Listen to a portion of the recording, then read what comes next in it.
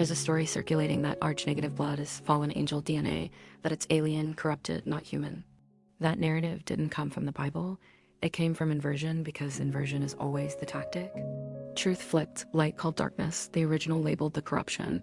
Here's the reality. Rh-negative is not added DNA. It's the absence of the Rhd antigen, meaning nothing extra is there, nothing foreign, nothing injected. Rh-positive blood contains something Rh-negative blood does not. That alone should stop the conversation. You don't remove corruption by adding something, you corrupt by adding.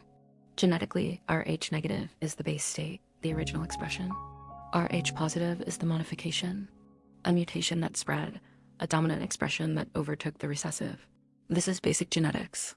The dominant can produce the recessive cannot produce the dominant, meaning the recessive had to exist first. So why was the narrative flipped? Because if Rh-negative is framed as corrupted, then the original blueprint is hidden, and here's where it gets uncomfortable. Rh-negative people consistently report the same traits across cultures, continents, and generations. Heightened intuition, strong internal knowing, sensitivity to energy, vivid dreams, spiritual awareness from early childhood. Many report color-shifting eyes, green to hazel, blue to gray, not pigment instability, but light response. This isn't mysticism, it's perception. Rh-negative individuals were disproportionately represented in early government, gate, and gifted programs, not because they were better students, because they processed differently, pattern recognition, abstract thinking, nonlinear awareness. The world calls that psychic, the Bible calls it discernment. Now ask the bigger question, why would God allow the most important lineage in history to be corrupted? Adam was created directly by God. Noah was chosen because he was perfect in his generations. That phrase doesn't mean morally perfect, it means genetically intact, unaltered, preserved, and Jesus. The Bible is explicit.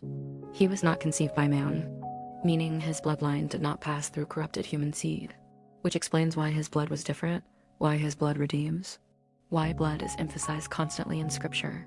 Life is in the blood, covenant is in the blood, redemption is in the blood. So theoretically, if God preserved a lineage through Adam, through Eve, through Noah, through Christ, would it make sense that only a small remnant still carries the original expression? Today, Rh-negative makes up roughly 6% of the global population. That's not random. After the flood, only 8 people restarted humanity. A bottleneck, a narrowing, a remnant. The Bible has always operated through remnants, never the majority, never the dominant, always the preserved. The irony, the world calls Rh-negative alien, but Scripture says the corruption came after creation, not before. Which means the inversion is deliberate, because if people realized Rh-negative isn't fallen, but foundational, then the story changes. The blueprint becomes visible and the lie collapses. God doesn't work through mass production. He works through preservation.